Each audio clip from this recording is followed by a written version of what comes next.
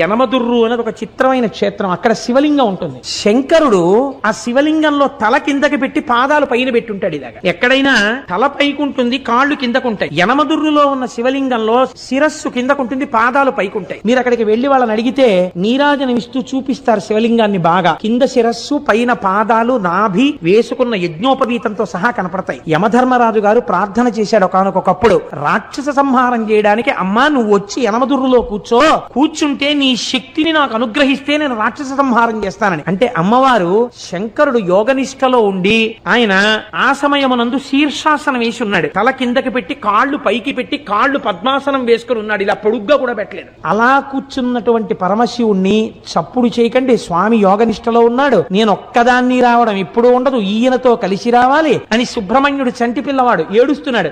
ఏడుస్తున్న సుబ్రహ్మణ్యుణ్ణి ఒళ్ళో పడుకోపెట్టుకుని స్తన్యమిస్తూ శంకరుణ్ణి ఓ చిక్కం లాంటి దాంట్లో పెట్టుకుని ఎత్తి పట్టుకొచ్చేసింది ఆవిడ శక్తి స్వరూపం. ఎత్తి పట్టుకొచ్చి దేవాలయంలో పెట్టి కూర్చుంది. తానే ఒక పుష్కరిణి సృష్టించింది. అక్కడ ఆ ఎదురుగుండా ఉన్న కోనేటిలో ఉన్న నీటితోనే అన్నం వండుతారు స్వామికి.